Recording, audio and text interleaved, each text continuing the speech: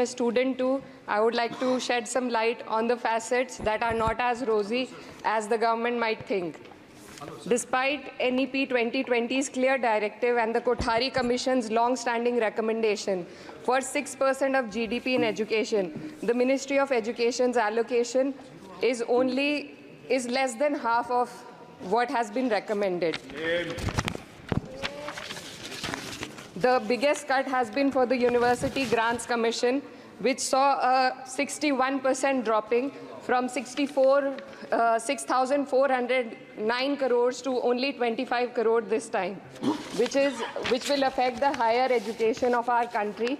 And in 2020, India's average learning adjusted years of schooling was 7.1 years, lagging behind countries like Mexico, Kenya, Sri Lanka, Iran, UAE, and even Palestine. The foundational skills are alarmingly weak among 14 to 18-year-olds. About 25% of those surveyed couldn't read a standard 2 level text in their regional language, and only 43% could solve a simple division problem. Shockingly, nearly 43% of undergraduate students also struggled with basic division.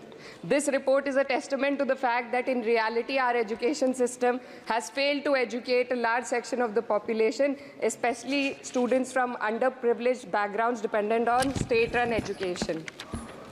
So, Speaker ma'am, higher education, especially for women, is crucial to gaining empowerment and employment. And the AISHE report shows that only 10.4 colleges in the country were exclusively female. The constituency that I represent and other such areas in the country where patriarchal beliefs have prevented women from accessing co-ed colleges. Therefore, we need women specialized institutions so that women can get educated and get further in the society.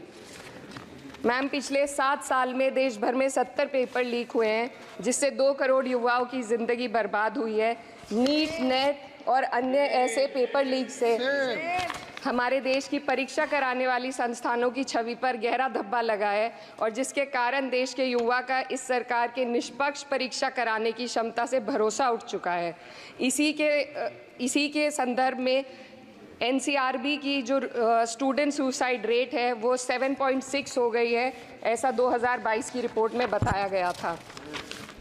Ma'am, similarly, the situation is for the NET and DU LLB entrance examination. The abrupt cancellation and the mismanagement of the NTA is a crucial issue that the government needs to look into. Ma'am, I would also like to bring to your attention the discrimination against minorities in this budget allocation, especially in the case of closure of the Maulana Azad Foundation.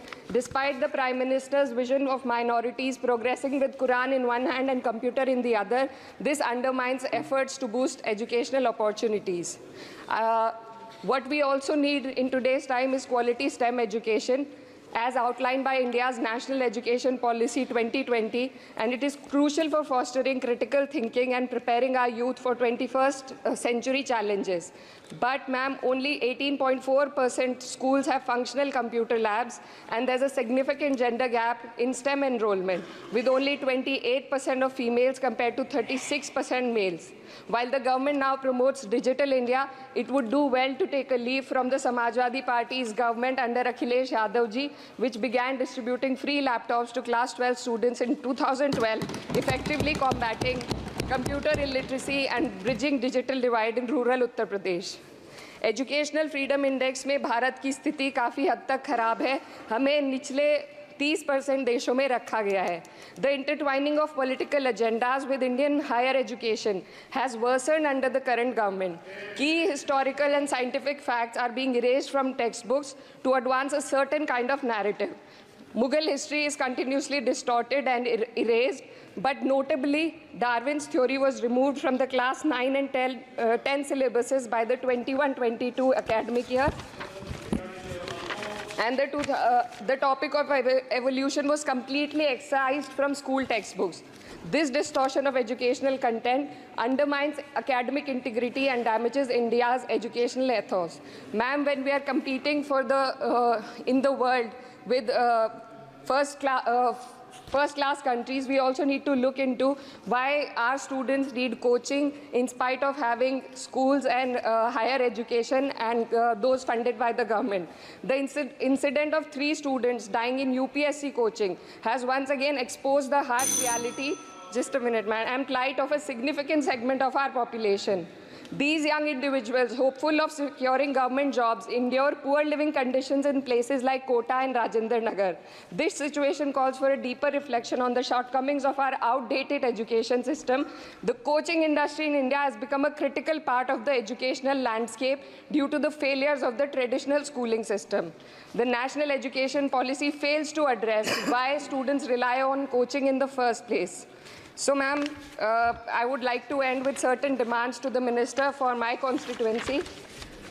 मेरे संसदीय क्षेत्र कैराना में आपके माध्यम से सरकार से मैं मांग करती हूँ कि विजय सिंह पथिक डिग्री कॉलेज कैराना में बीएड, LLB जैसे कोर्सेज शुरू किए जाने चाहिए, जिनसे युवा और महिला अपने रोजगार खुद ढूंढ सके।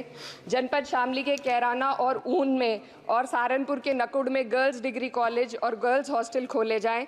जनपद शामली में नया केंद्रीय विद्यालय व जवाहर नवोदय विद्यालय खोलने जाने की मांग करती हूँ और मां शकंभरी देवी विश्वविद्यालय सहारनपुर को अपना कैंपस और विभिन्न प्रोफेशनल कोर्सेज चलाने के लिए विशेष धनराशि प्रधानमंत्री उच्चतर शिक्षा अभियान के अंतर्गत दिए जाने की मांग करती हूँ। उत्तर प्रदेश राज्य में शिक्षा मित्रों का संयोजन अध्यापकों के पद पर किया जाए ताकि प्राइमरी एवं जूनियर हाई स्कूलों में शिक्षकों की कमी को दूर किया जा सके। धन्यवाद।